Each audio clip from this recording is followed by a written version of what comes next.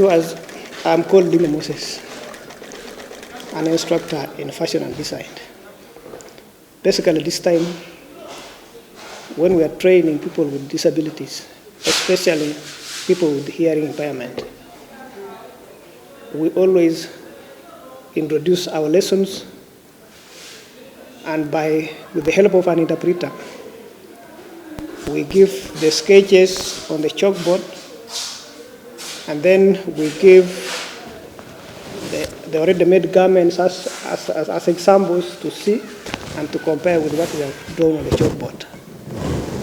And then, with the help of the sign interpreter, the information is able to flow from the instructor through the sign interpreter to the trainee. And once the trainee has got the concepts, then we are able again to come back to the table where we start the taking of the measurements, demonstrating how to take the measurements, those ones demonstrating on the chalkboard, and also taking their own measurements as a whole. After taking their own measurements, then they are able to perceive them. They write them in their notebooks for purposes of revising them later.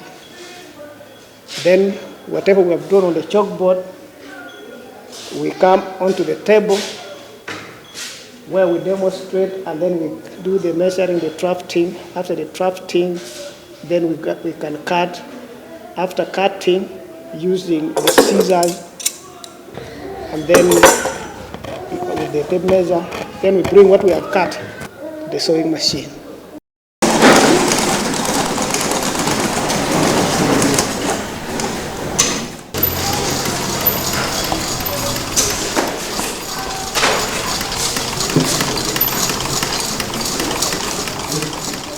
Then from the sewing machine, we're able to follow what we have cut by joining pieces.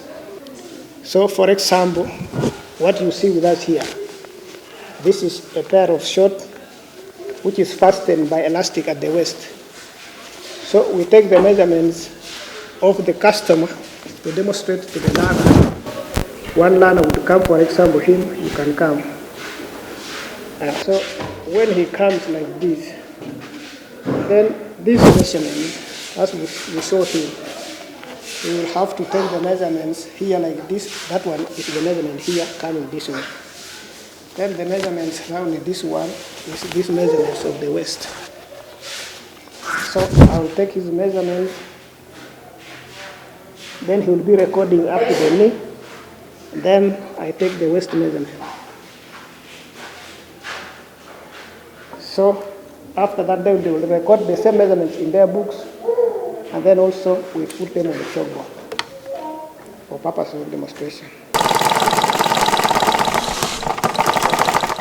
For the case of the instructor to interact best with the trainee, the instructor himself should be lively enough, and also be having enough demonstration skills, especially in sign language, so that now, especially during the demonstration, you should be in eye contact.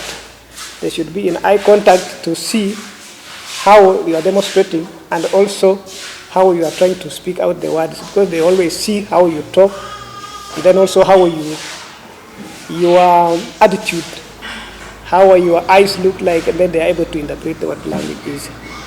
So I think the instructors are supposed to be lively and also having some necessary skills to be able to interact together with the trainees.